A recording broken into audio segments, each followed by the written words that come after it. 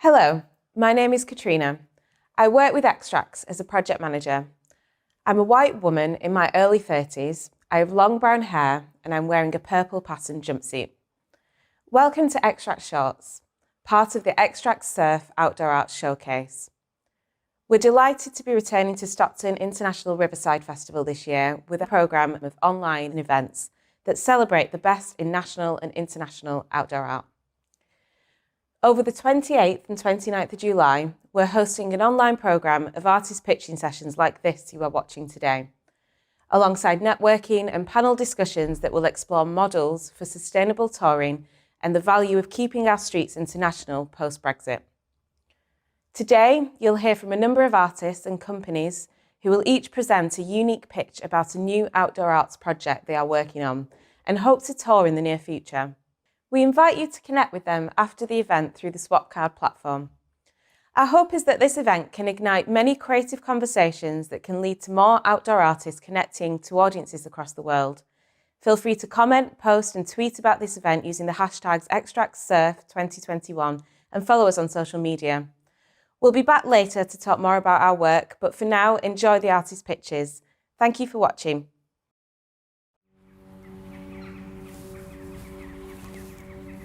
Hi, I'm Vanessa Grasse. I'm an independent choreographer based in Leeds. I've been making outdoor and site-responsive multidisciplinary choreography for the past 13 years. My work brings people together to have a meaningful experience of social and ecological connection with other people and with our environments. My work Woven Land is a participatory audio-guided choreography for urban and rural parks, woodlands and green spaces. It is experienced by an audio track with headphones. It is experienced by the participating audience without any performers, and so the piece tours without the artist. It is 1 hour long. It can work with a minimum of 2 people and ideally up to 20 people. It is ideal for multiple presentations in one day.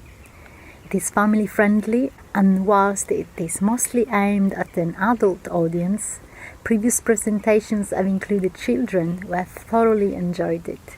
Woven Land combines choreography together with poetry, land art and scientific research into tree ecology. During Woven Land, participants are guided into an immersive journey by a poetic narration that invites them to engage with solo and collaborative movement tasks. It invites people to connect to green spaces, and in particular with trees, by offering intimate moments with trees, found natural materials and the surroundings. The piece wants to offer a ritual of ecological and social interconnectivity in this period of climate, health and social connectivity crisis. Like a blade of grass in the distance, arms like tree branches, doves resting on my arms, touching the sky, balancing. I am soil, I am land, landing. I am the shape of this island, water caressing the skin of the land, trees falling, grandparents, layers of rocks. What did they see? Where did they walk? What did they leave behind?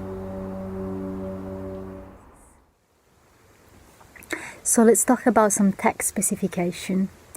The ideal location is an open green area, a grassland next to trees or a woodland area. The open green area should be at least 20 by 20 meter large, and the woodland should have at least as many trees as per many participants. It could be a park in the middle of the city or a more remote location. The tree woodland area needs to have fallen branches on the ground, so it works best in parks and woodland that are not too manicured. The branches are a key part of the work. As you saw, participants are invited to move with them interact with each other through the branches, and ultimately create a sculpture together. The narration is in English, however it could be translated if needed. People need to be listening to the audio in synchronicity. To achieve this, you will be able to choose the technology option that is best for your event. You can either use radio signal headphones, similar to what is used for silent discos. You will need to source and provide this. Or you can live stream the track with a channel such as YouTube with a QR code, and people will use their own phones and headphones. Or people can bring their own phones and headphones with the audio track already downloaded onto their phones, which you will send to them when they book.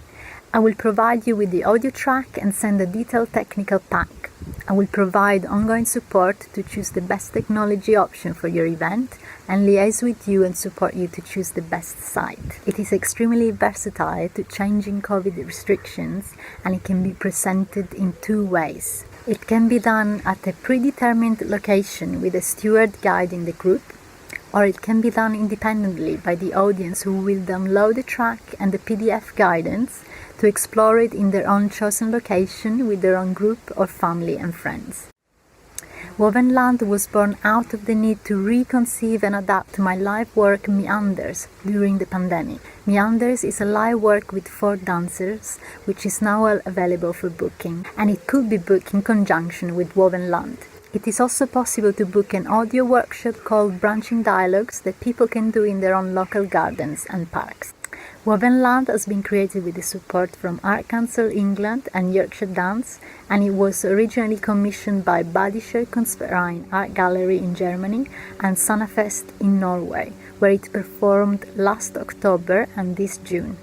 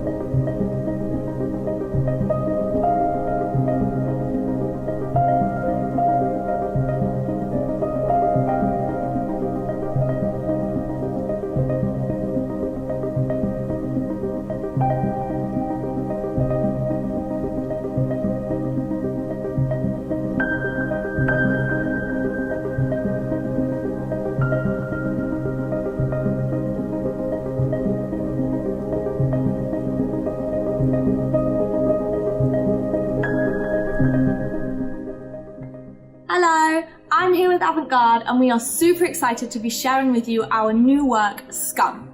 Now, Scum is a site-specific outdoor piece that we have cultivated from our world, illegal dance. Illegal dance is a realm whereby dance has quite literally been made illegal. Whether the people in power stick to that or not is another story. Scum is a piece that explores the voices of the young people. So the law has been enforced by people of power, and artistic expression is forbidden. What you will see using contemporary movement, hip-hop movement, and innovative use of technology as a full-rounded experience is that these people are trying so desperately to be heard. They need to act as a collective in order to be strong and rise against this forbidden expression. Given the nature of the last year with COVID, I think it's really important to bring you the theatricality of a piece without being confined within four walls. You'll be able to have a 4D experience as you experience both what the dancers are seeing and what they're not seeing with use of technology. My name is Prince and I am the producer at Avantgarde Dance. Thank you so much for showing an interest in our new touring work, Scrum. Avantgarde Dance love producing outdoor work. We love engaging with audiences in the great outdoors, and we've got 20 years experience of producing really innovative and exciting work. Starting back in the day from our first outdoor piece, The Silver Tree, which took acrobatics and Chinese poles out into the open air, through to Taxi, which literally brought a taxi as part of the set to stages. We remain passionate and excited about bringing new, innovative and exciting work to local audiences. And our new piece, Scrum, is no exception to that rule. So I just wanted to share with you some of the technical specifications and scale relating to presenting this new piece of work.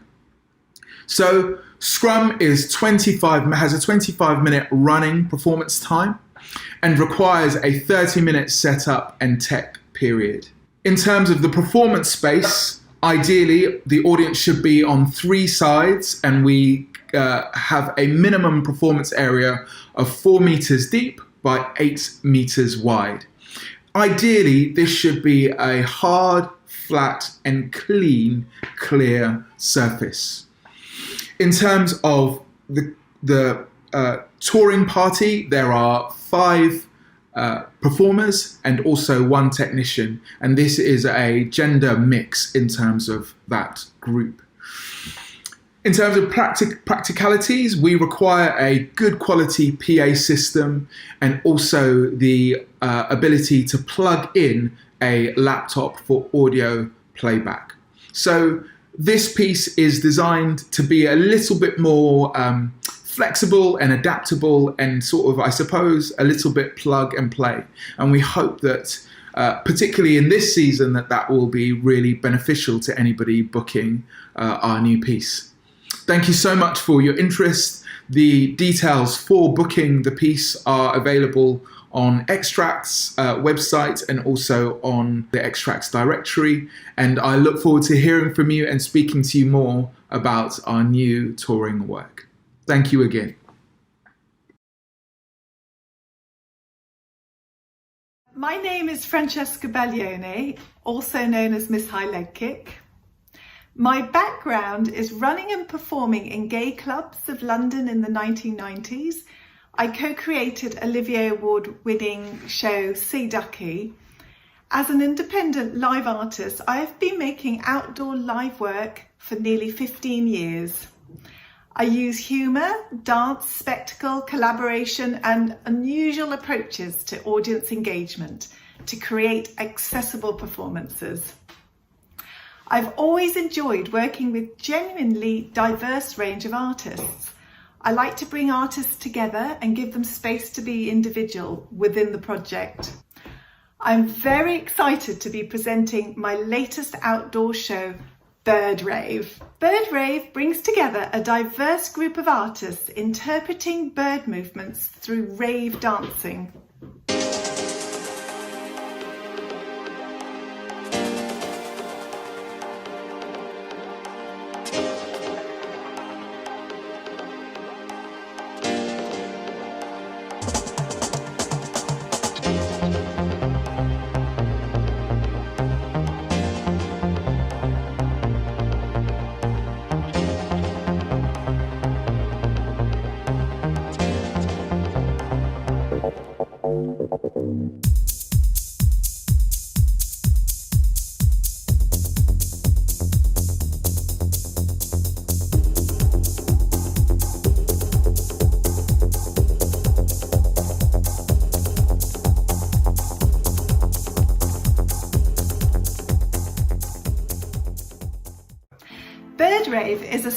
responsive, interactive show in which the artists in bird and rave inspired costumes perform to a soundtrack of classic rave music, played loud. Bird Rave explores themes of bird watching, migration and group dynamics, the choreography of nature, the protection of it, the freedom to move and migration, as well as being a reflection of the dance of nature and the rituals of humanity. Bird Rave is a celebration of rave music from the late 1980s and early 1990s. This was a really important, pivotal time for independent, do-it-yourself creative culture, which was known as the Freedom to Dance days. Bird Rave was created in 2020, inspired by our changing relationships with nature during lockdown. Bird Rave has been supported by Arts Council England, Colchester Arts Centre, Battersea Arts Centre, Citadel Arts and Heart of Glass, Ducky, Home Live Art, Worthing Theatres and Museum, the Live Art Development Agency, South East Dance and The Place. Each artist chose their own bird, researched their particular bird behaviour and developed their dance moves with inspiration from old footage of UK raves. The birds are a mix of rare, endangered and more common birds. The incredible bird plumages are designed by wig maker Darren Evans. No feathers were used. Anyone can enjoy the show. It's for children, teenagers, ex-ravers, bird watchers, families. It's a show for everyone of all ages. Bird Rave is fun, quirky, colourful, attention-grabbing and approachable. Bird Rave is a live outdoor performance with many additional possibilities. I'm very interested in how the audience engage with Bird Rave and how it can be uniquely viewed and experienced by audiences. We can have log sheets to accompany the performance. Children love trying to spot and identify the birds. Bird Rave is very open to engaging local artists to join the Bird Rave, as well as incorporating plumage making workshops and rave dance workshops for all the family. We also have the additional option of using a bird hide for audiences to experience the performance with a cinematography look. A bird hide was especially designed by London architect Duncan Woodburn. Bird Rave is a medium-scale show which is completely scalable and adaptable. We have 12 birds so far in our repertoire, and we can be between 4 to 9 artists plus producer and childminder on the road, depending on festival requirements. It works in urban, rural and suburban spaces. The rave element particularly suits non-traditional performance sites. What we need is a good PA sound system and, like birds, nice food and shelter. Thank you.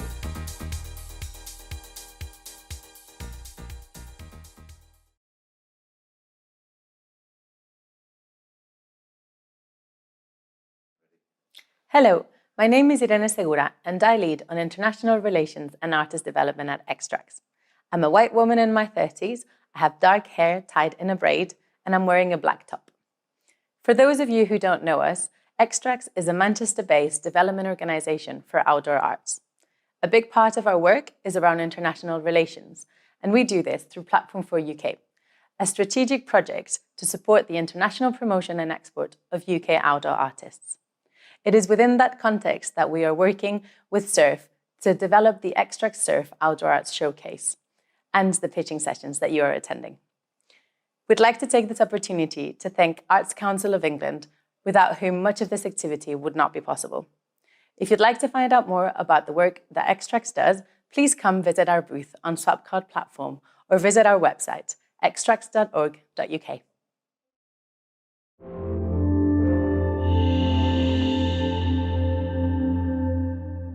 My name's Esther Simpson and I'm the co-artistic director of Whispered Tales. Whispered Tales was set up in 2019 to shine a light on a diverse range of forgotten stories. At the heart of our company is a collaboration between myself, a writer, theatre director and dramaturg, and Steve Gibbs, a truly talented musician.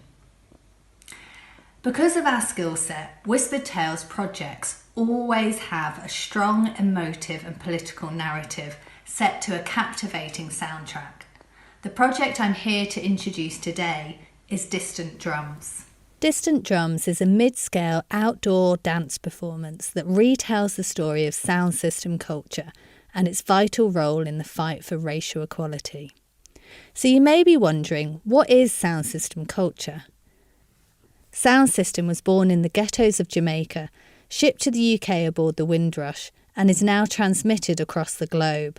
It's about throwing your own party your own way, with a wall of handmade speakers, broadcasting the kind of news that the mainstream media shy away from. You may also be asking, why are Whispered Tales telling this particular story? Well, that's an easy one. Steve Gibbs, our co-artistic director, has been a dub reggae artist for the past 20 years, touring internationally with his band Vibronics.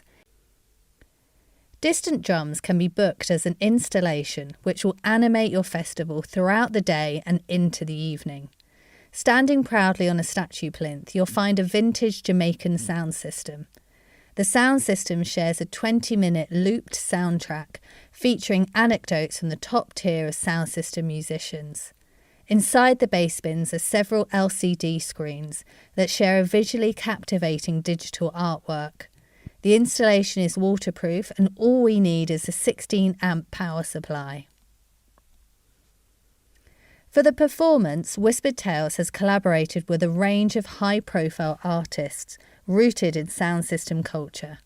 Distant Drums is written by Madhu Messenger, a dub reggae MC with a specialism in Black history. Maccabee, the legendary dub reggae artist, has recorded the narrative, and Vibronics has created the distinctively dub soundtrack. For the live dance element, Whispered Tales collaborated with the choreographer Donald Edwards. Donald is a founding member of Phoenix Dance, whose father had his own sound system. His choreography fuses contemporary dance, physical theatre, and rooted rubber dub, ska and skanking. The story of Distant Drums is told from the perspective of the drum, taking its audience from Africa to the Caribbean to the UK and beyond. You will now see a taster of Distant Drums filmed at Surge Festival in Glasgow this year. I commune with the ancestors. In ages past, my spirit in trees. And 'tis from them all drums are made that hold my vibrant energy.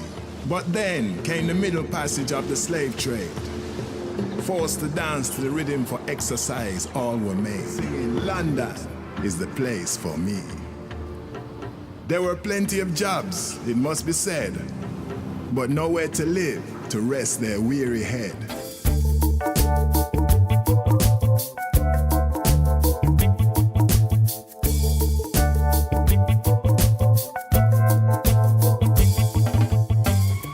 The more they saw and recognized that they were racially stigmatized, their situation ghettoized, economically demoralized. Are you ready? Are you ready now? Tell me, are you ready? Are you ready now? Said, are you ready? Are you ready now? Distant Drums premiered at Trinity Arts in Bristol in June 2021 and will embark on a short national tour this year, appealing at the following festivals. We are very keen to meet with promoters both nationally and internationally who would like to present Distant Drums in 2022. I do hope you found this presentation of interest. Our tour booker for Distant Drums is Joe Valentine. Please feel free to contact either Joe or myself with any questions. Thank you.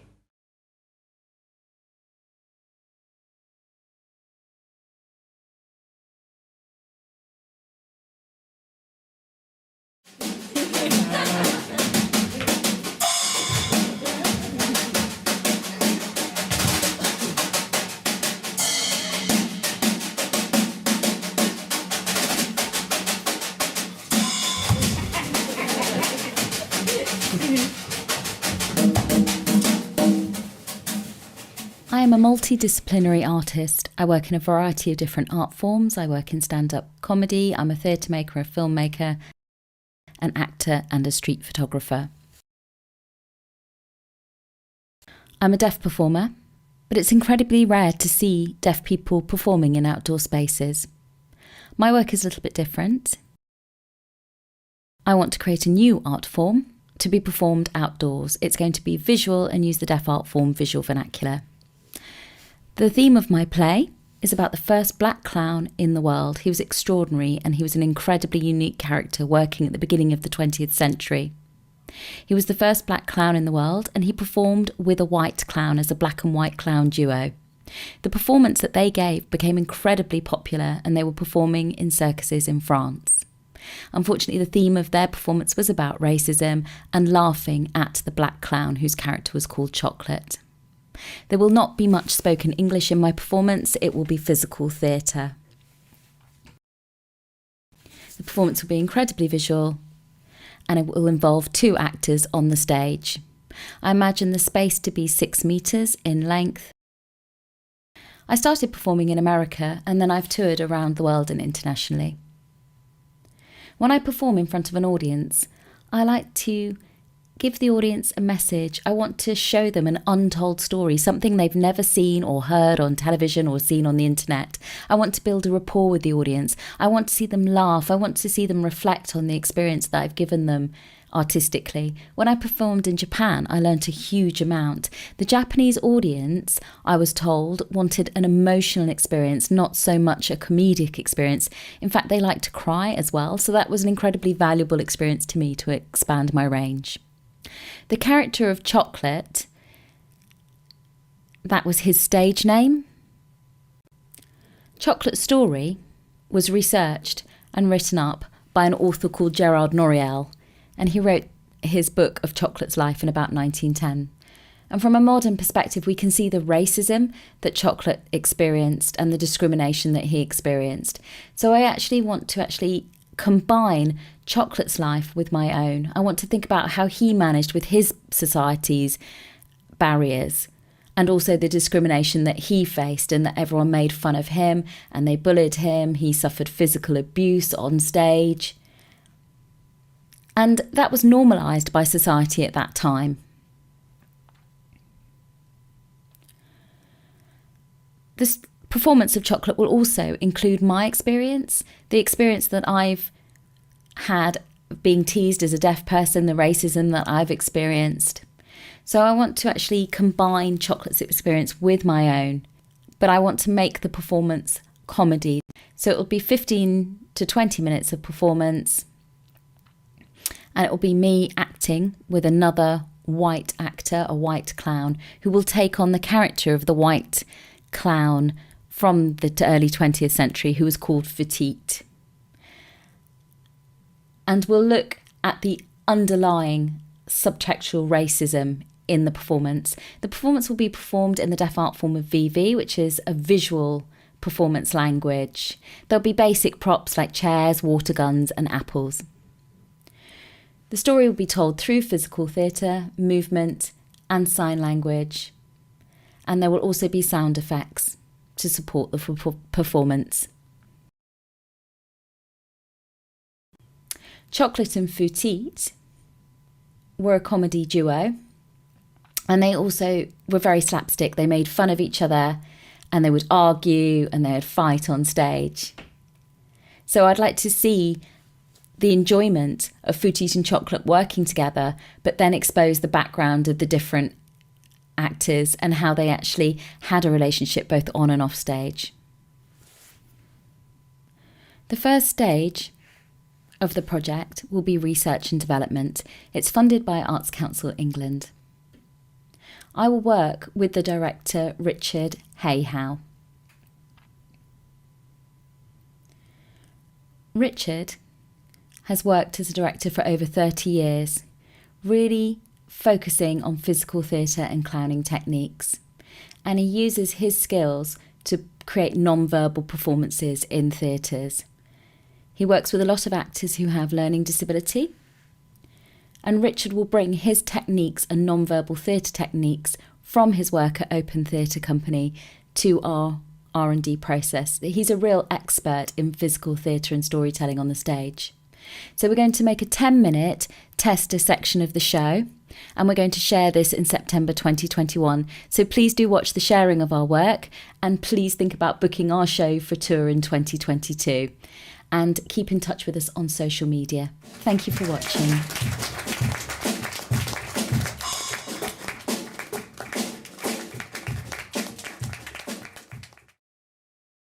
Hello guys, my name is Xtrax and I am a creative director for Kundle Crew, established in early 2019 multinational group of dance and circus artists building cross-disciplinary show called The Blame Game. This work has a socio-political focus where the created archetypes, characters, dealing with ever-present scapegoat syndrome, that is having to point the blame at others as a form of relief in society. And as we know, the recent world events provided plenty of inspiration for the subject of our show. We are a team of artists from Italy, Ireland, England and Sweden, connected by a passion for dance, circus, illusion and hard-hittery pop beats. We have devised and created choreographic structures together and individually, learning each other's discipline to the point where the audience won't be able to tell who came from circus and who from a dance background. Our movement research brought the fusion of parkour, breakdance, juggling, Chinese pole, contemporary dance and illusion into our work. That's why we're called ourselves Kundle Crew. In Polish it means mongrel or astray, to underline our unidentified origins that allow us to create our own style, fusion of all exciting for us elements of movement. We also use childhood games to invite playfulness in the process and to gain deeper understanding of diverse backgrounds, personalities and differences that can be highlighted in the show. The show is created to be performed for outdoor and indoor venues. The flexible nature of our work allows us to present it as a 30 minutes performance or as a 45 minutes for the indoor version. The rigging requirements for the Chinese pole, which is the only circus apparatus we use in the show, are 3 or 4 floor points, 400 kilograms each, where the ratchets and straps of the pole will be attached. The height requirement is 7 meters for using the full length of the pole, but it can also be rigged with 6 meters if opting for a shorter Chinese pole. The optimal space for the dance floor is a 7 per 7 meters stage space.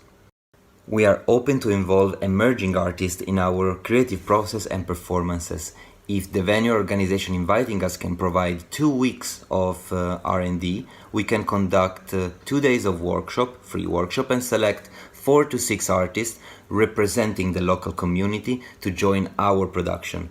We give them an experience of performance in professional and dynamic dance circus piece in exchange for their practice, enhancing our work. Blame Game is a show for audiences for all ages, created to be enjoyed as a spectacle of physical brilliance for anyone and everyone. We have been fortunate to develop our shows through numerous residencies and performances of work in progress in places like Cloister, Breda, Circus Stad, Holland Dance Festival, Circus Mania, Subtopia, PPCM, Red Bridge, one-on-one outdoor spaces, Belfast International Arts Festival, Cheptel Alecombe in France, and Red Gallery in Dublin, Ireland. Our creation wouldn't be possible without our partners, that is Crying Out Loud, supported by Arts Council England, and continuous support from Arts Council Ireland.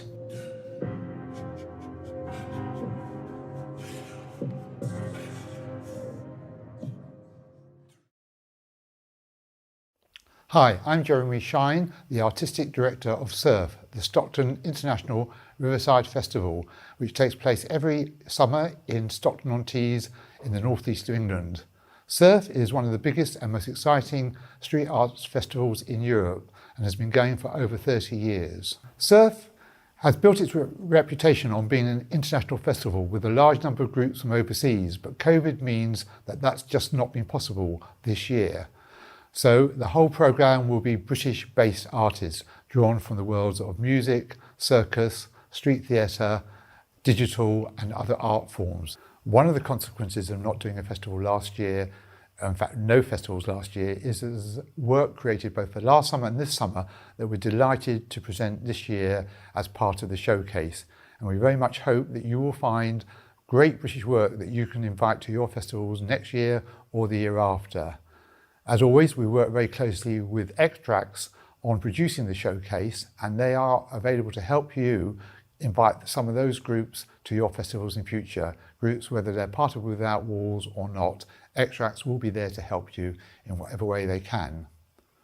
Thank you so much for coming along to the virtual showcase this year, and I hope very much that we'll see you in person and live in Stockton-on-Tees next summer. Thank you and goodbye. Hello, Nikki Charlesworth here, and I'm the director, designer and performer in What Happened to You. I'm joined by Little Red. What Happened to You is a semi-autobiographical children's puppetry production which features 3 puppets, Little Red, Noodles and Bo.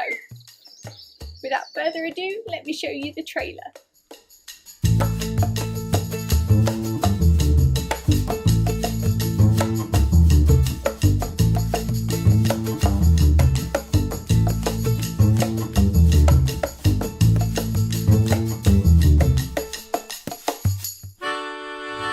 There is a clothing bank, one of those huge metal bins that you put charity donations into. This one is yellow. The sign on the front says it's for the Society for Really Needy Children. Something moves behind the door. What Happened to You follows Little Red, Noodles and Bo, 3 raggedy puppets who, just like their puppeteers, are trying to get through the day. But ahead of them lies a mountain of challenges. Inspired by real-life stories, What Happened to You explores our preconceptions about disability in a playful and humorous way, which is enjoyable for the whole family. Challenging the fundamental laws of traditional puppetry and drawing from day-to-day experiences, Nikki Charlesworth created 3 award-winning puppets that reflect her own physicality and walk as she walks. What Happened to You features integrated audio description and is sign language interpreted throughout.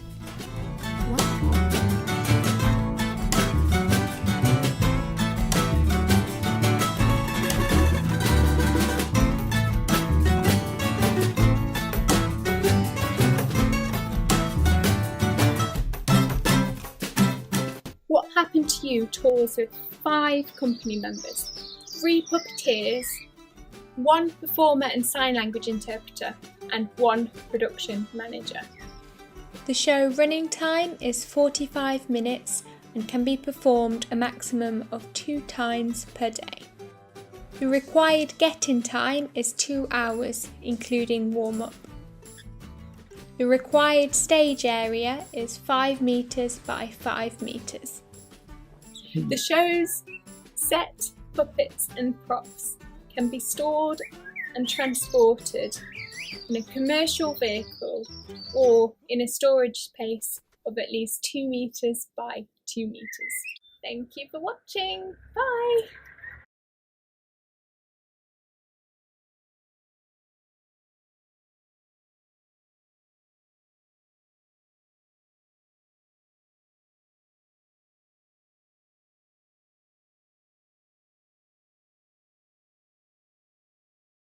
What Happened to You was supported by Without Walls with additional support from Poker Theatre and In Good Company. What Happened to You was commissioned by Salisbury Festival as part of Wiltshire Creative, New Wolsey Theatre Ipswich, Stockton International Riverside Festival, Just So Festival and Greenwich and Docklands International Festival. Hello, I'm Emma Powell. I'm the Creative Director of Air Giants, and we're a creative robotics company based in Bristol in the UK. We are creating a new, joyful experience which involves soft robotics and very large-scale inflatable structures. And by combining those two, we can create beautiful creatures that have very expressive biomorphic motion, such as wiggling and contorting, and the sort of flexing magical movement you would see in the natural world.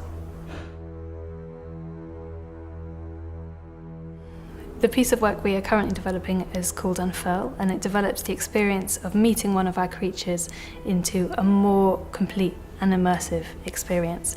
It's a moment to step out of the everyday and into a magical world. Unfurl is a garden of 16 robotic plants of between 2 and 5 meters in height, which responds to audiences as they move. The plants can respond to people, individuals and groups, but also to each other, and can create synchronized rippling motion effects across the whole piece. Each plant will also have a palette of sounds affected by these interactions. It will also be able to tell the sounds and noises its neighbours are making, and so across the piece a sympathetic soundscape will be generated. From dusk onwards, the piece is illuminated with shifting, sympathetic internal lighting. Unfurl is a non-durational piece. We expect engagement times to range between minutes and hours. Nothing in the piece is choreographed, and no two experiences of the work will be the same. The audiences will be really aware that the plants are responding directly to them and that they all have different moods and personalities. This one plant might unfurl its fronds towards you, and another you meet might close shyly back into a seed pod form. No previous experience of engagement with the arts is required to enjoy Unfurl, and the piece can be experienced at multiple different levels, from just pure visual spectacle to complex back and forth interactive games. Our previous work has shown that a really wide demographic of people enjoy the work, from very tiny children to the elderly. It's non-verbal and it's primal, so it doesn't exclude people who speak different languages, nor people who have learning difficulties. The spaces between the plants will be easily accessible for wheelchair users. The work pitches in an area of around 10 to 30 metres square. It's very flexible in layout, so it can fit other shapes. We can pitch on hard or soft surfaces. Our only requirement is mains power. The entire installation fits in one van, and it can be set up in a day by a team of 3 with no mechanical handling equipment. It will work well in both urban and rural environments. Our current period of R&D concludes July 2021, at the end of which we'll have a fully realised 5-metre plant and ready-to-go designs for the rest of the garden. Later on this year, we have support from 101 Creation Space, where we will be able to put what we have made up and put the sensing technology through its paces and refine the high level of interaction we're aiming for. Full production for the work will start in early 2022, ready for touring from early summer that year. We are really grateful to Without Walls for their support in developing the project to this point, and we'd love to hear from anyone interested in presenting the work in 2022 or future seasons. We'd also be interested in hearing from potential funding partners for the work. We think there's potential for a really interesting mix of funding partners on this project, because the work is spectacular and genuinely robotically innovative. There's potential for funding to come from arts bodies and organisations, as well as academic institutions and wider industry partners. So if you'd like to keep up with us on this project and our other work, please mail to say hi or join our mailing list. We are really excited about bringing this robotic world into creation and hope to bring it somewhere near you soon.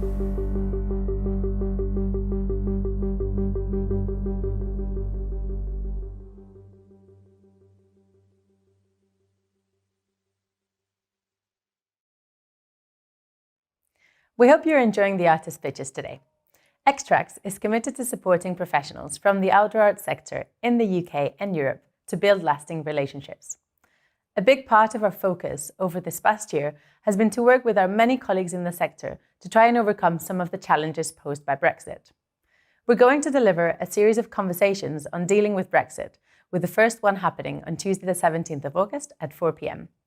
This will be the first of a monthly event designed to provide an informal space for artists and festivals to gather and share information about how to navigate the challenges of a post-Brexit world. It's an opportunity to ask questions and to hear from fellow outdoor arts professionals who've had real experience of either having been to Europe under the current rules or having hosted European artists in the UK. Registrations are now open. Just follow the link in the chat and join us with a cup of tea to demystify Brexit together. To help us better understand the impact of Brexit on touring, please take a moment to complete the second edition of our Brexit survey.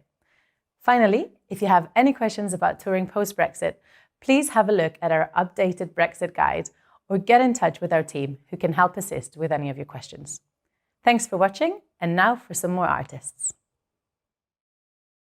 Holy Clowns is a creation and interventional project for the public space, founded in 2021 by two independent artists, Cristóvão Neto, visual artist, and Rui Paixão, performer and clown, after collecting various experiences and pieces together since 2016.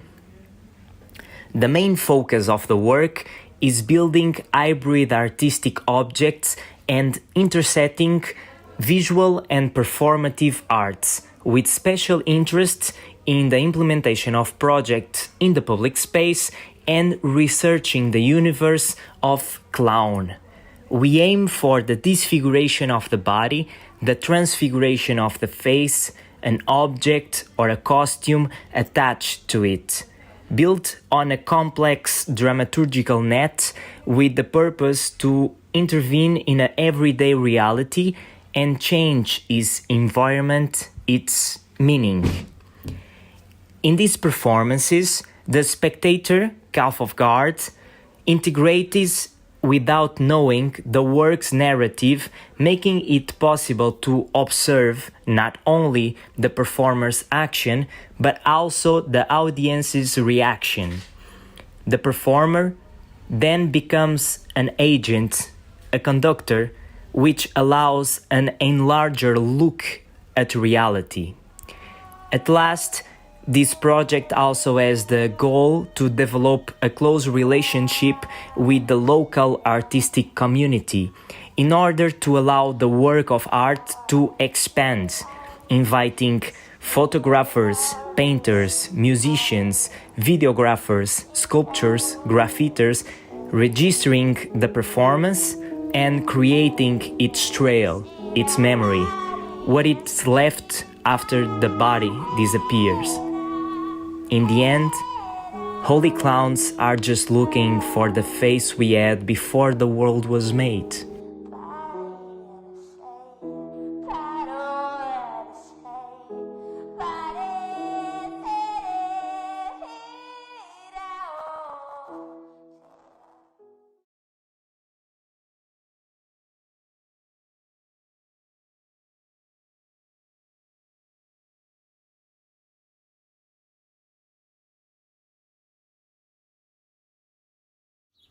Hello, I'm Rita, I'm 29 years old and I'm from Vila do Conde, Portugal.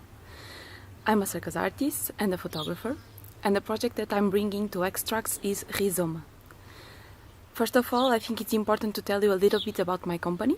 I have a circus company that is called Coração nas mãos, heart in the hand. That is a Portuguese expression that says or explains the act of doing something with honesty and sincerity, an act of sharing, but also the fear sensation of a risky situation. So I think this expression actually characterizes really well our company, because we are really interested in this idea of sharing the area of circus and contribute to the evolution of circus in Portugal and over boundaries. But also we are really interested in engage within public space and within the community.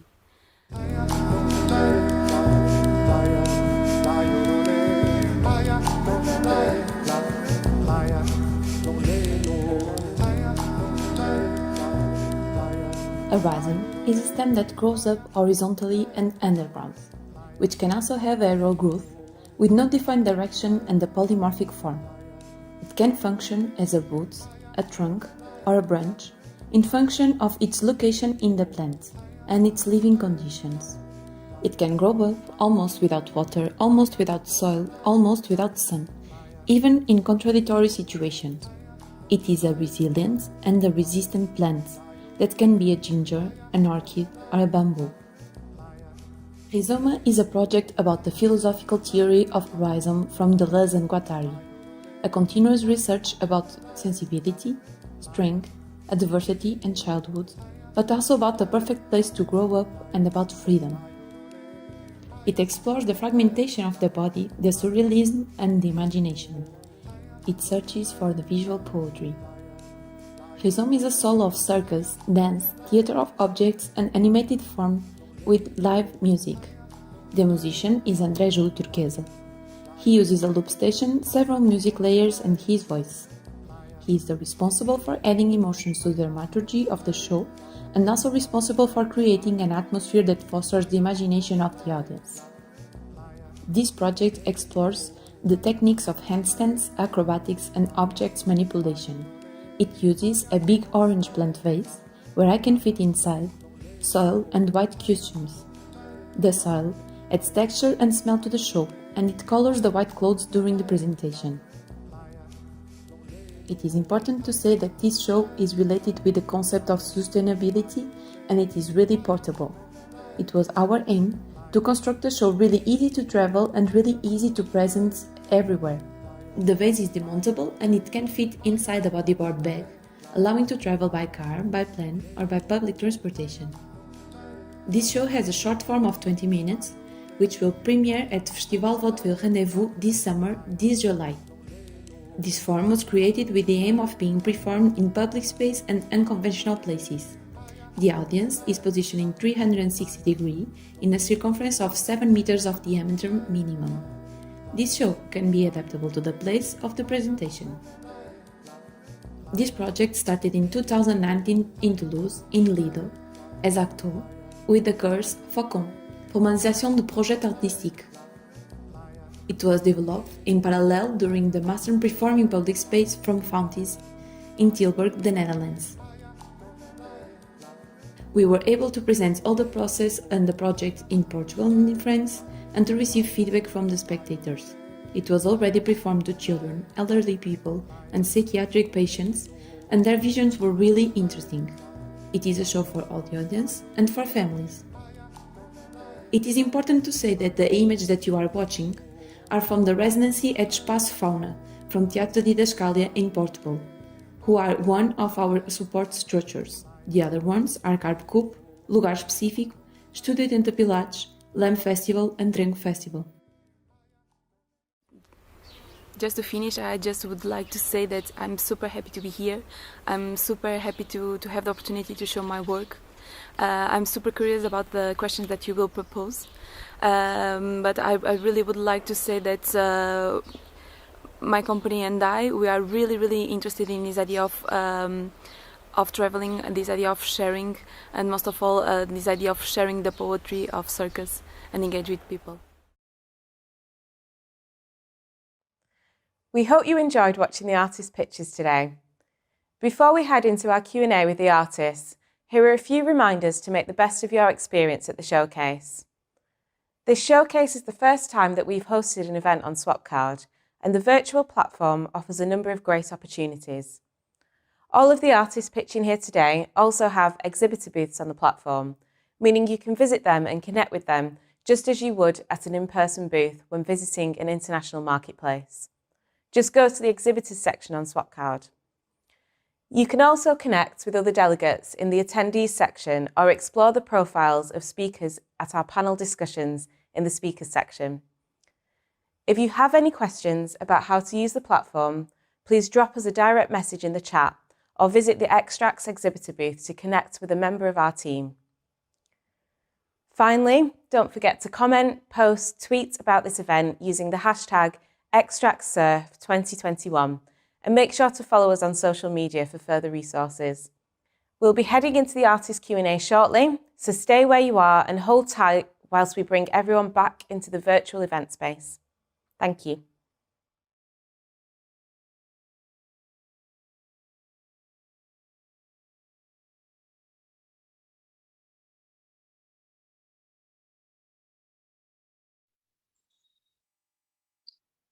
Hello everyone, welcome back. I hope you enjoyed the artist pitches that we showed you today. We're now going to go into a Q&A with our host Bruno Costa. Director of Bussola, a Portuguese organisation with a mission to support strategic development of artistic and cultural projects with a focus on outdoor arts. Bruno is the Artistic Director of Contemporary Circus Festival Leme. Just to let you all know today, these are all of the artists in the room. We'll be turning cameras off when we're not speaking, and they'll be popping on when they are. Without further ado, artists, please turn your cameras off, and over to you, Bruno. Hi, everybody. Thank you, Kat, for this presentation and for this challenge to be with the Xtrax this morning. Firstly, I want to thank you for all the artists to sharing these interesting projects with us, very diverse and creative. And even if it is not surprising, I believe COVID-19 is affecting the way you are working and the new performance you are creating. So, but I think it's also giving a new sustainability topic and concerns in your performances. But in the other hand, I think also COVID brings us a new sense of need of party that I'm seeing in some of the performances.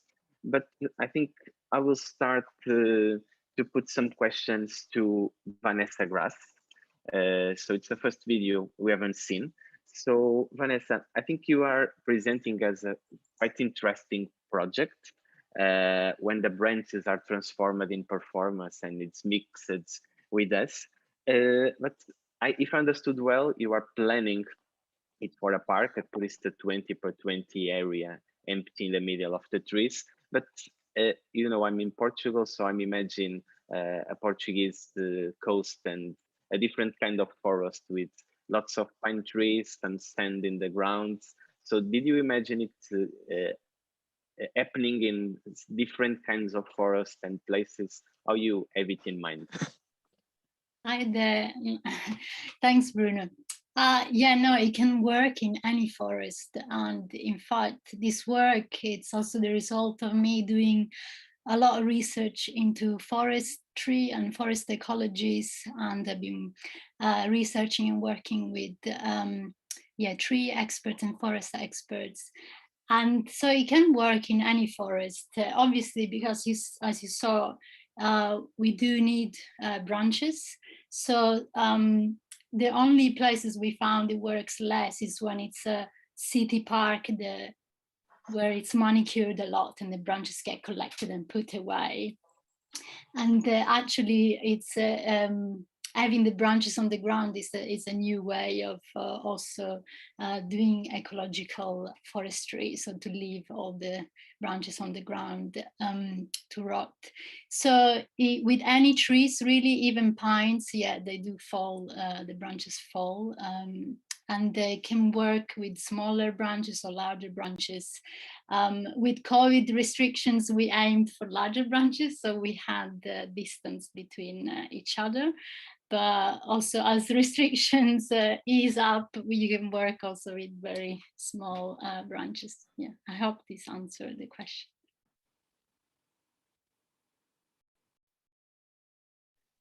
Thank you, Vanessa, and congratulations for this quite interesting performance. I hope to see in person soon. And I think I will continue this journey, trying to ask something for all of the artists. And maybe we can continue with the order of the videos. So looking for Avantgarde from the project Illegal Dance.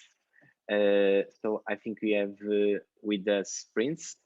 And if I understood well, you are proposing a bit of 4D technological experience for the performance, right? Can you explain me a bit more about how it will work in the performance, and if it's just in between the performance, so there's something connected to audience? Yeah, so thank you so much for having us today, and thank you, Bruno, for this opportunity to share a bit more.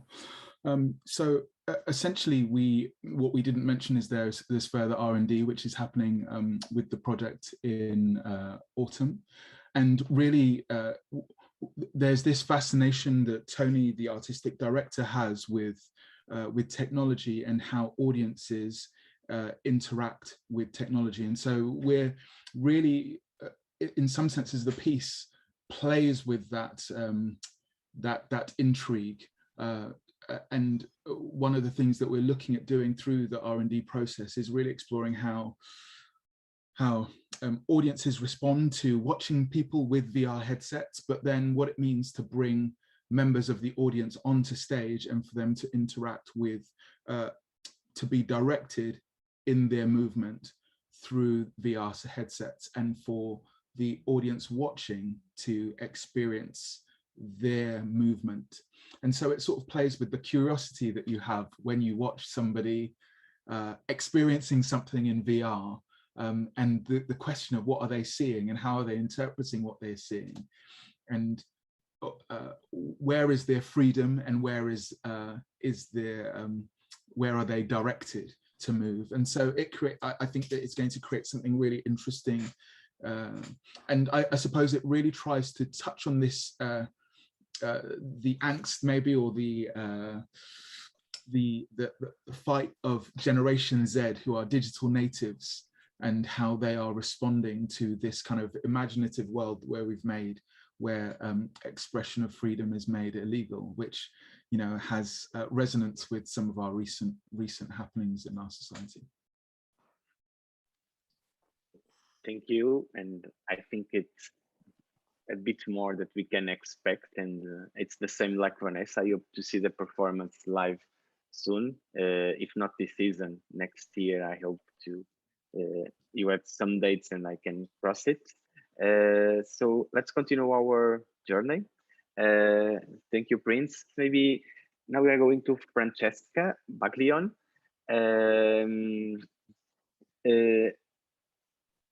In the introductory note, you are presenting as something that that is bringing birds. So an idea of these birds that you can see and watch, and your complementary activities. I all the time imagine like the bird watching, and even if I'm going for a commercial proposal, like if you are looking for the Pokemon somewhere, and how it can the children connect. So even if you are something very interesting. And so my question for you, even I know that this is inspired in real birds. So did you are planning something complementary for the performance that you can push families or child for this idea of bird watching or understand the nature? Yeah, hello, Bruno. Lovely to be here. Yes, I think what's exciting is that I can, we've already done, we prepared some packs for Citadel Arts and Heart of Glass, and they worked really well. This was an online complementary work with the videos.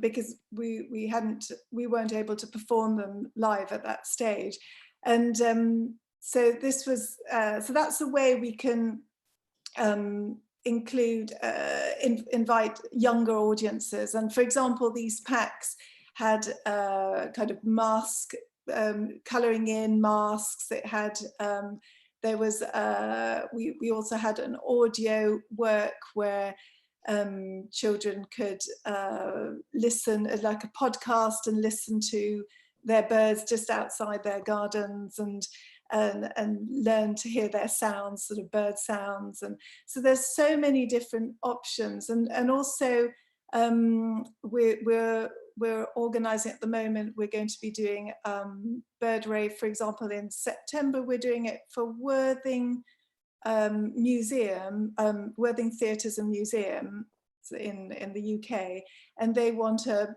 bird plumage making workshop specifically for younger kids. So we're showing them how we made those plumages. Well, Darren Evans made those plumages, but we're getting a load of caps and showing how, and loads of stuff, and it's like a creative workshop for the children, so they can kind of do that, and then they can see the show as well. But I mean, the whole thing was really inspired for me during lockdown, because I ended up like a lot of people on my balcony or just looking out the window and just being you know, just being drawn to bird watching, and so all those. So I want to bring that in, you know, really. So when audiences come to see the show or come across the show, because you can just come across this performance too, there are ways to also to really enjoy this with, you know, either kind of the way you watch the performance is really exciting, and there's different ways we can do that. So I've been working on that for the last year, and just, you know, yeah, I hope that answers your question. Perfect. Even if it's online, it's something that you can continue the performance and understanding the birds, and you know that hybrid versions, I think we will get it from the pandemic for the future. So yes, and it's nice to have what I'd like audiences to be able to see is that when they're watching the show, even while they're watching the show, there may be an option to, on their phone, to have a QR code or something, and they go, oh right, that's the spoonbill, and what is that spoonbill, and learn about the birds. thank you, Francesca. And again, like the others, I hope to have an opportunity soon to see this bird alive. And now continuing to Whispered Tales for Esther, I think. Hi, Esther. Hi. So, hi, Bruno. Thank you for your presentation about these distant drums. And I think it's also interesting how you bring this distant culture and idea of the sound system for today's.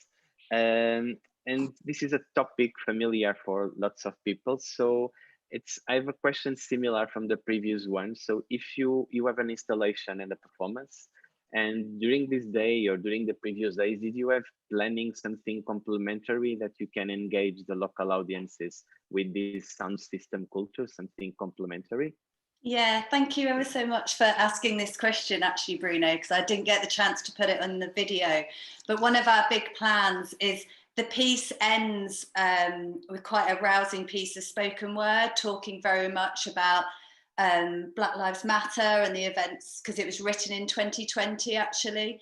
And it talks about people coming together. And the idea is that in certain locations, we've actually worked with the community beforehand, and our choreographer has gone in and actually created choreography with some young people, and they then join the two performers. And the last final piece of the performance is a big kind of 4-minute dance piece, which involves the local community. It's been really hard to do that this year, obviously, with lots and lots of bubbles bursting, but we are really hoping to do that in Leicester. So Distant Drums will be in Leicester on the 14th of August.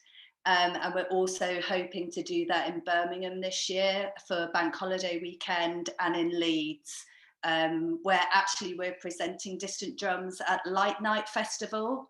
So because it's got this digital element to it and lots of sort of screens built into the sound system, it actually works quite well at light night festivals as well as daytime street festivals.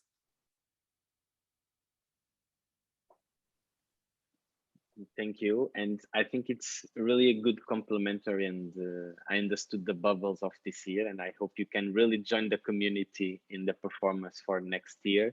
And again, hoping to see the performance very soon. Thank you, Esther. No problem. Now I'm going to ask Rinko about their project. And firstly, I want just to say, just to check if Rinko is here. Yeah, now I see Rinko. Hi, Rinko.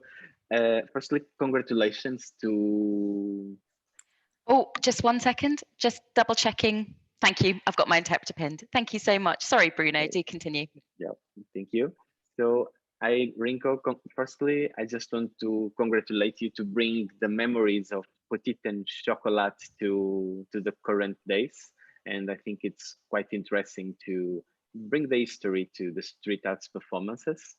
And my question is really about the performance. So you are really focused in the one historical character from the circus, and it is really part of the history of circus. And going directly to the question, are you using original elements or sketches from the chocolate is working, or are also you bringing your own elements for this, bringing a contemporary perspective to this performance? Great, thank you for the question, Bruno. So actually this story, well, I never really knew about this. I didn't know about clowns growing up. And then I actually found this story when I was in France, and I was actually in Marseille. And I found out the story, but everything was in French. So I had to ask a friend to translate the information. And they explained that Chocolate was the first black clown in the world. And it really piqued my interest. So I did more research, but unfortunately there's a real language barrier because nothing's translated from French into English. So I did more and more research, and I became obsessed with the story of Chocolate. So this is a great question about the original elements that I'm bringing into the story. So I feel that this story, and the concept of this story is about how hard it is to fit into the world. It's almost impossible, really, when you are perceived as different. I mean, he was very early 20th century. You could see the racism he encountered and the racial discrimination. So my first idea was actually to bring the story and update it, and bring it into the English language. But now I'm trying to adapt it a little bit and actually fit in my experience of growing up. So it's a real blending of our different experiences. And I've recently received funding from Arts Council England to carry on researching and developing this concept.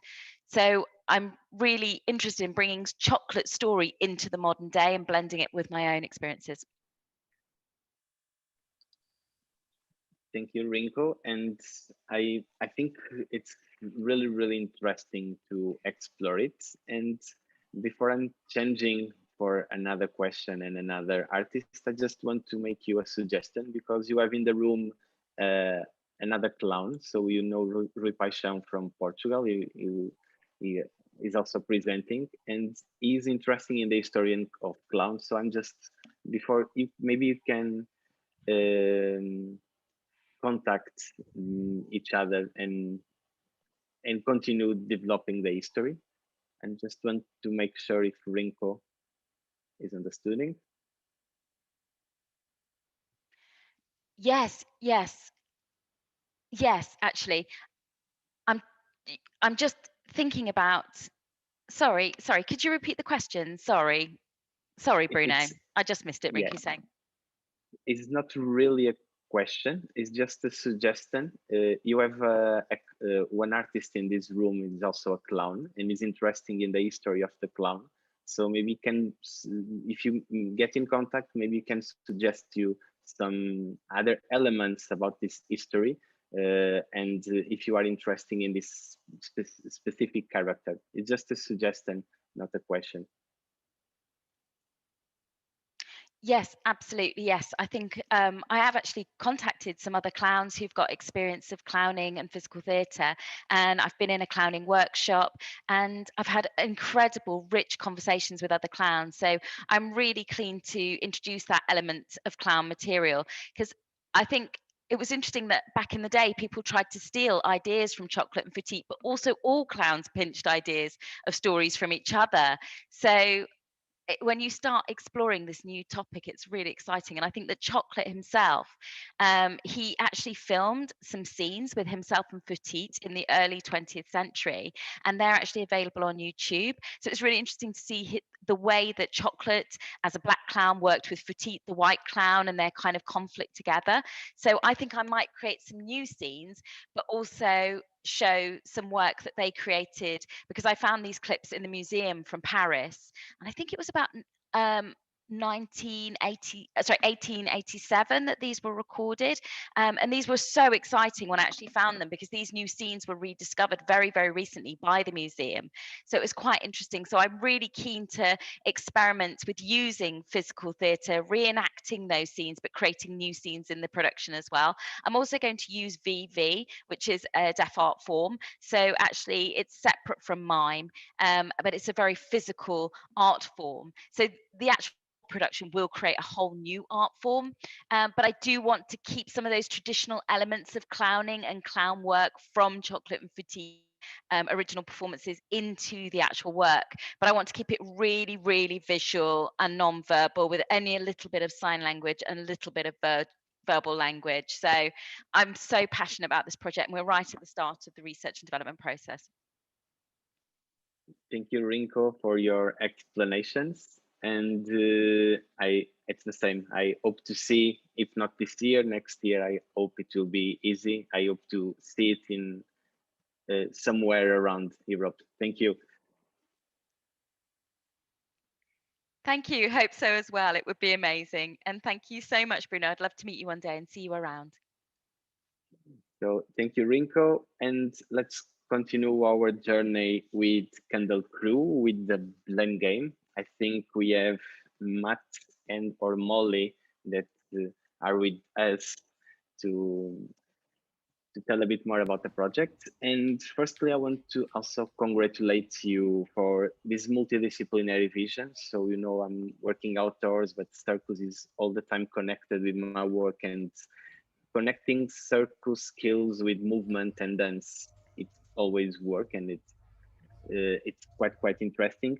And where I will start for another point, it's about the emerging artists. So I understood you have the concrete performance more or less ready to be shown to audience, but you have this opportunity to connect some emerging artists from the place. So if I understood well, there are a workshop and you select some artists to train with you in a short residency. Can you explain us a bit more how it works and how they will connect to the performance? Hi, Bruno. How you doing? Thanks for questions. And let me just answer briefly the question about emerging artists. So as you said, the show is more or less ready. There's a lot of sections that we still considering either implementing in the main show or not. But there's still 3 weeks of residency at which we're going to decide which elements we're definitely keeping and which one's going to be removed. But we are also going to keep some space to create the new sections and develop material with new artists, and also have 2 main sections, the opening and ending, which we need quite of a group, a large group, in order to create certain energy of the piece. So I think with those sections in mind, those will be the ones where the art is going to be performing in different places wherever we'll go. So there's a couple of them that we know where we need them, but also a couple where we'll see, depending on people's disciplines, how they will fit our show. So we will be molding that show for the next 2-3 years in order to then fish out the most interesting, most vibrant elements of it to keep it in a final version of the performance. See, someone said to me recently that do not set your mind on finishing the show. It is finished in a sense, but it still can be fluid. It still can develop as the performance go. So we would like to treat this performance as such. Thank you. And a second one about the indoors. So you are working outdoors and indoors, but just a short questions about indoors, because indoor could also be public space. Are you thinking only about theaters, or it could fit in unconventional places and you could adapt if you are protected by the rain and work outdoors in the winter? How do you think about it? Molly, do you want to answer? Well, yes. Yeah, we can, as long as the space is available for either rigging or for support water ballasting to rig the Chinese pole, It can adapt to any covered indoor space. It doesn't just have to be theatres. Like Matt said, it's a really responsive show. So also with time to rehearse and be in the space, it can also adapt to the space that it's in creatively as well as logistically as well. So one of the spaces that, for example, was suggested to us before COVID affected us hugely was, for example, basketball arenas. So yeah, we are open to site-specific shows as well, and that will make the performance very exciting for us too. We also have a parkour specialist on our team as well, so yeah, we can really use the space and make it come alive. Yeah. Thank you, Matt and Molly. I think it's quite interesting to understand it can adapt and fit in the space. So thank you. And again, like the others, I hope to have an opportunity to see this performance live very soon. Thank you. Thank you. Thank you, guys. And we keep our journey now with Nikki. What happened to you? So Nikki is here. I'm seeing her. So Hi. thank you for your presentation, Nikki, and for your puppets and very interesting show for families and the curious apparatus you are creating. You can explain us, you already explained us a bit about how it works and the story, but I just have a very concrete question for you that if you are interested in international markets, and if yes, how could you translate these stories for other people in a different way? Could it work for you in any way, or are you planning something like that? And first of all, hello.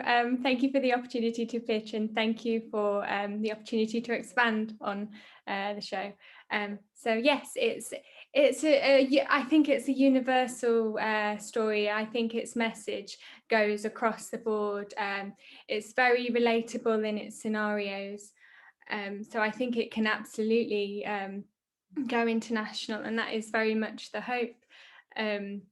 The stories, the individual stories in the piece are universal, are relatable. So for example, one puppet, Little Red, really needs to get to the toilet, but unfortunately the disabled toilet is always blocked. There's always stuff in the way, and her journey throughout the story is about finally getting to that toilet.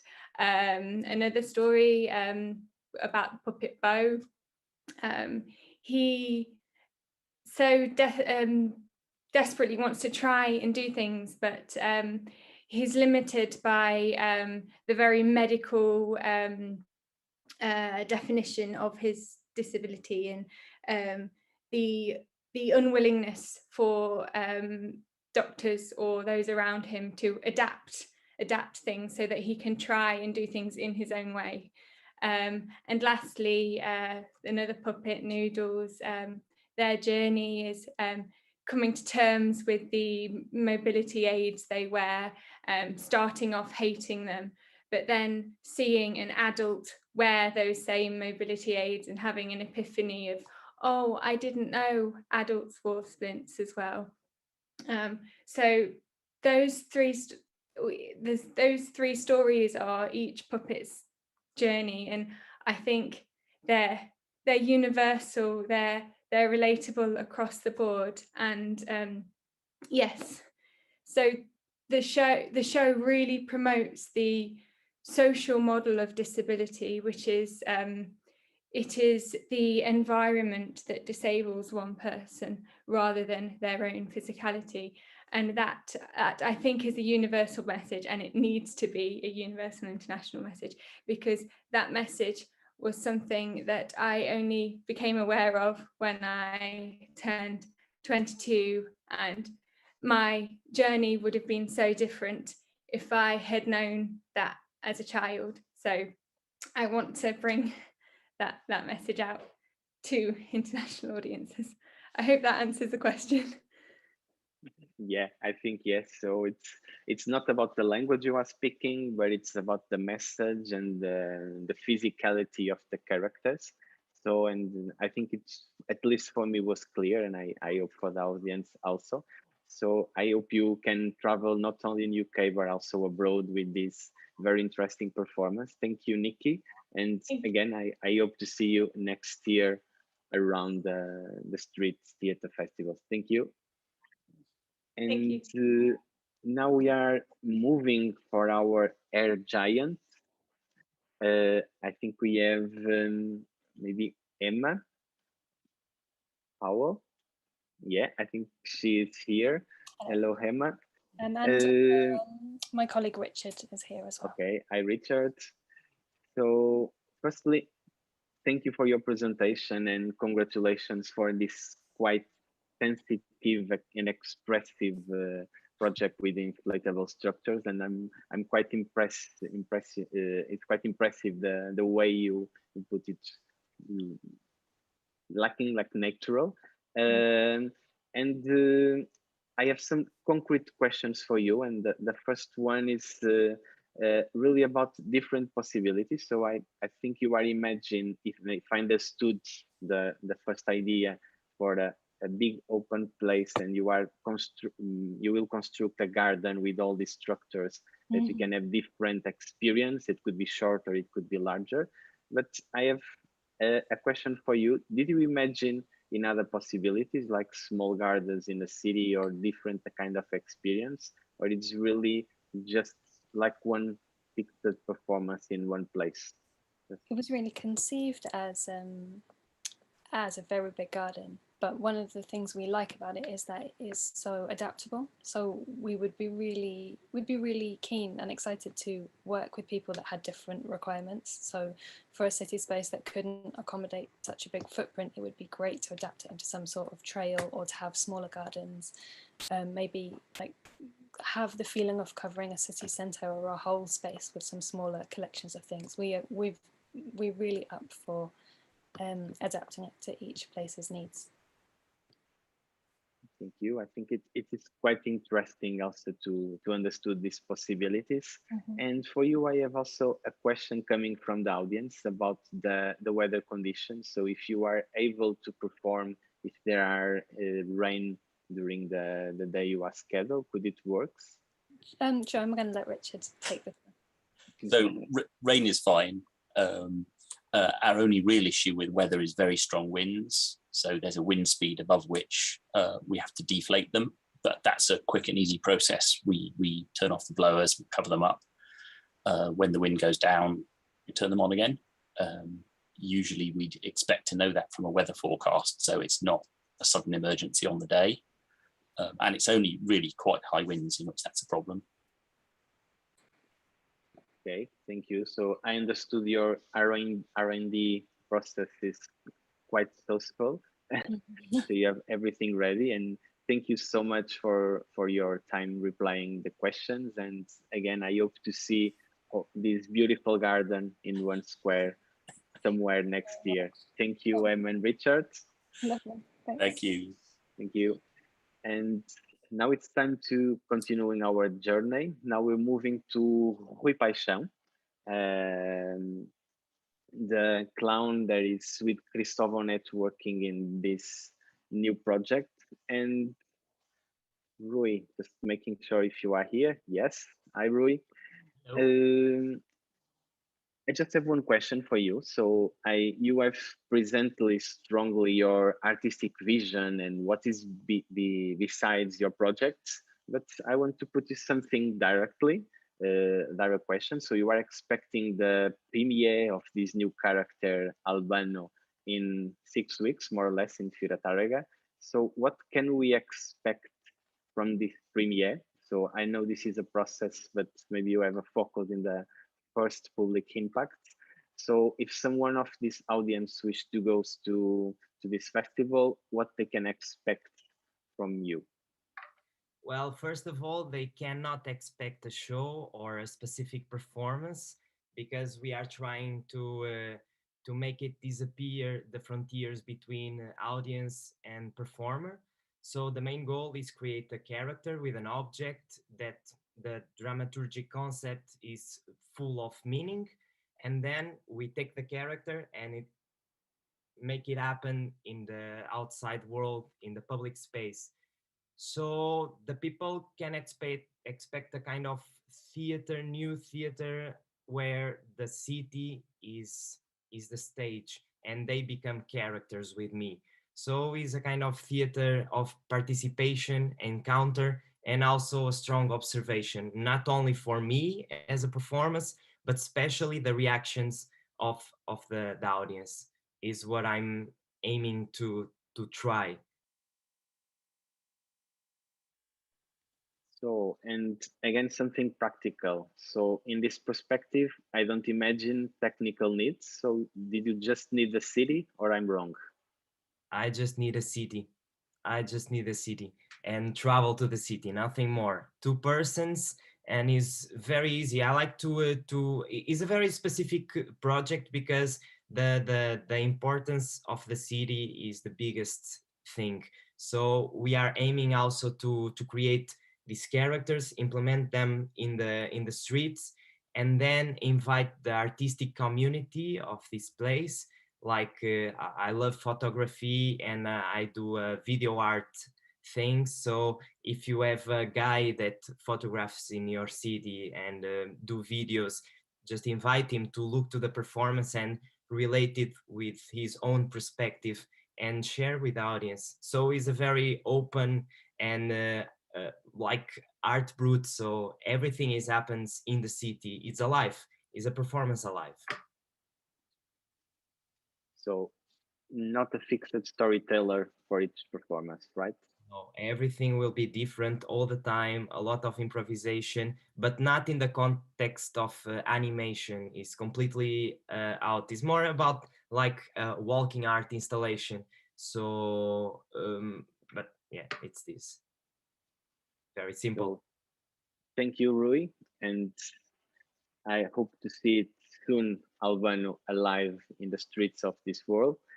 So now is moving for the last but not the least. So Rita Carmo Martins. So Rita is here and is coming for our screens. So she's working in Coração nas Mãos. And I need to start that, Rita, unfortunately, I don't have seen the premiere last week, my fault. So I still have some questions. And my main question for you is really conceptual about what you are doing, because you are inspired in plants, in the nature and how it's grow. And you are experienced these plants in different conditions in your narrative and dramaturgy. So from where comes your inspiration? Did you have any specific plant in mind when you are thinking parts of the performance, or you are just in general from the nature? First of all, hello everybody, and hello Bruno. I work with the characteristics of a plant, but also with a theoretical, philosophical frame. So in certain way, it's not only about the plant. And I think something that is really interesting is that the show is really open. And as we had the opportunity of sharing it in some festivals and with some people, it is interesting that different people can see different things. So in certain way, we can, when I talk with people after the show and everything, there are some people that actually they tell me that they see the plant and they see the flower. But also there are a lot of people that they tell me what they see, that they see a monster, or that they see this idea of freedom. So actually I'm using a botanical concepts to work in the field of circus with handstands and acrobatics.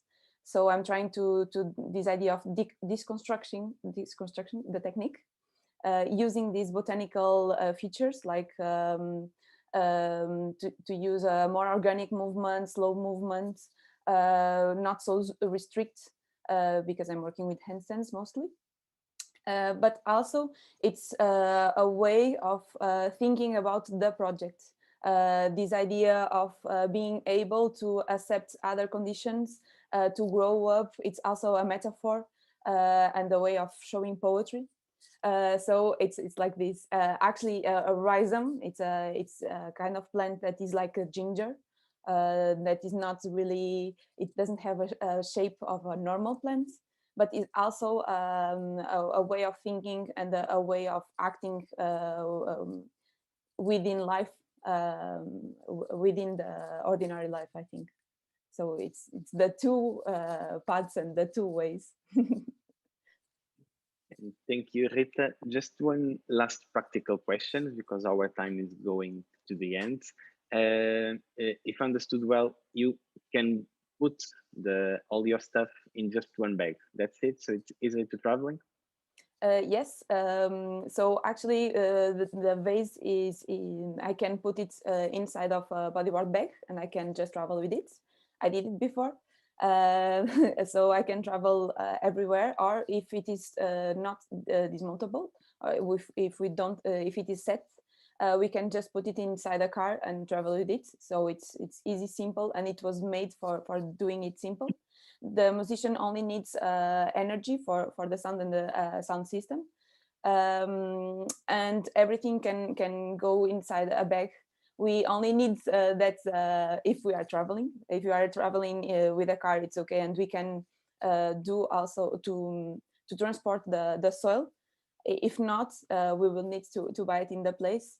But also our idea is to use this soil to give a plant to the organizer, and everything to use something that will remain after the show. So there is also this idea of sustainability, and to think a little bit more deep on it. Okay, thank you, Rita, for sharing your Rizoma project, and soon I will see it for sure. And you.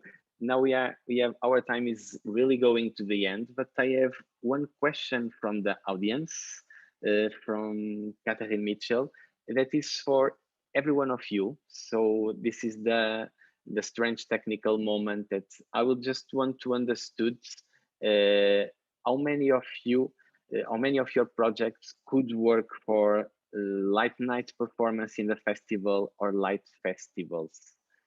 Did you have these answers? Any one of you wants to say yes or no?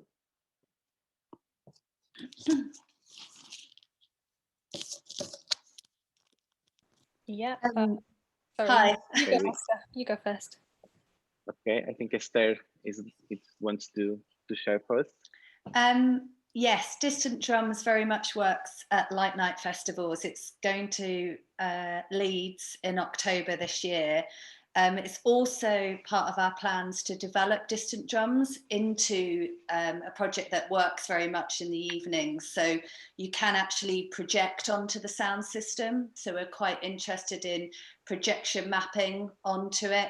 We've also got some ideas and thoughts about holographic performers. So once we've had the actual live performance, what we'd love to do is then have the sound system playing sort of longer into the evening with perhaps some kind of virtual digital dancers. So that's much more sort of our future plans. But for now, it certainly does work in the evening in its present state. Thank you, Esther. I think Emma from Air Giant wish also to share. Yeah, so we can run in both daylight and nighttime hours, but the pieces are illuminated, so they're particularly strong around dusk and after dusk. So we're a good fit for light festivals. We're going to Blackpool and Lancaster this year with another piece of work. So yeah. Thank you, Emma. I'm just checking if any one of you is wishing. So Molly also, please. Yeah, ours can also work within light night festivals. We've got a basic lighting design because the show can fit indoors as well. It's designed for in the dark, so it can definitely work outdoors in the evening. Thank you, Molly. And this is the moment I wish to thank you, every one of you, to join us. And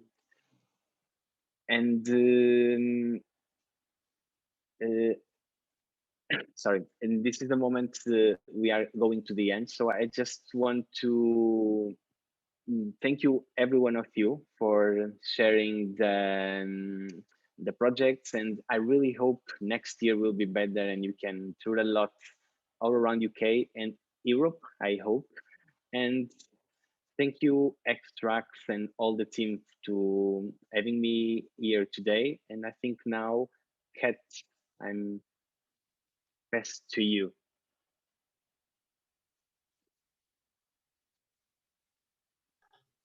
Thank you, Bruno, and thank you to all the artists pitching today. I hope you all enjoyed everything that you saw and all the work of the brilliant artists and their new projects in development.